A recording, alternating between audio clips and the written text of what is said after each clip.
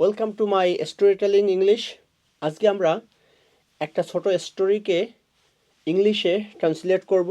আমাদের স্টোরির নাম হচ্ছে দ্য লস্ট ব্যাগ, এবং এই স্টোরি টেলিংয়ের মাধ্যমে আমরা ইট এবং দেয়ারের ব্যবহার শিখব। সো প্রথমে আমরা এই গল্পটাকে ইংলিশে রূপান্তর করব এবং কোথায় কিভাবে ইট এবং দেয়ার ইউজ করতে হয় সেটি আমরা শিখব, এবং গ্রামার শেখার সাথে সাথে কিভাবে এটিকে বাস্তব জীবনে অর্থাৎ স্পিকিং ইংলিশে আমরা কাজে লাগাতে পারি সেটা হচ্ছে আমাদের মূল লক্ষ্য। স্টোরি টেলিং গল্প বলার পরে আমরা আপনাদেরকে ইট এবং দেয়ারের ব্যবহার সম্পর্কে সংক্ষেপে আলোচনা করব।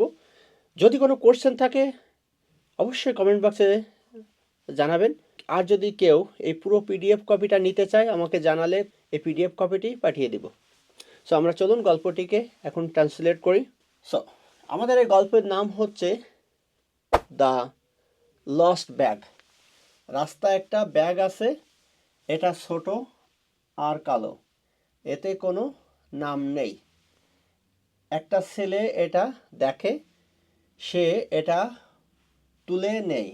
এর ভিতরে কিছু বই আছে, এটা ভারী মনে হচ্ছে। এর ভেতরে একটা ফোন নাম্বার আছে, সে ফোন করে এবং ওখানে অপেক্ষা করে। মালিক আসে এবং এটা নিয়ে যায়। সো এখানে রাস্তায় একটা ব্যাগ আছে। এই যে রাস্তায় একটা ব্যাগ আছে, এই রাস্তা কিন্তু সাবজেক্ট হিসেবে কাজ করতেছে না, রাস্তায় ব্যাগটা আছে।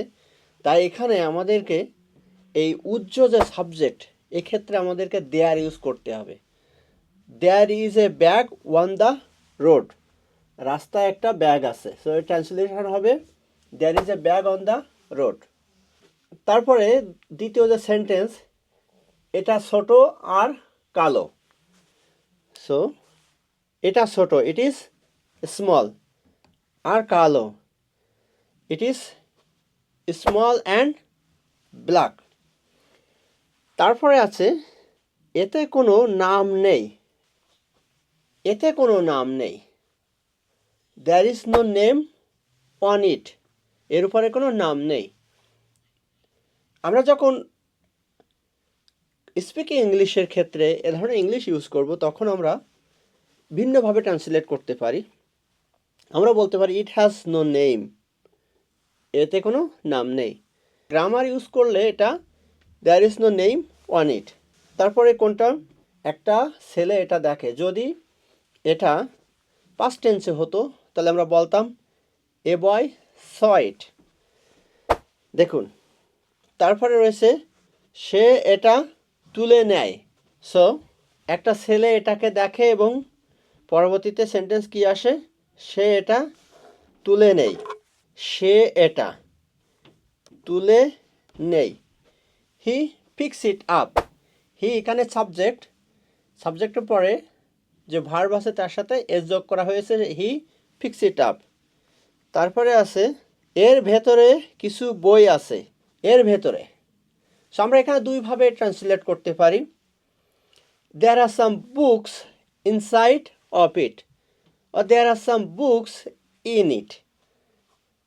এর ভেতরে কিছু বই আছে, এভাবে আমরা বলতে পারি। তাছাড়া আরও অন্যভাবে আমরা বলতে পারি, তাছাড়া আমরা আরও সুন্দরভাবে বলতে পারি it has some book, it has some books inside of it.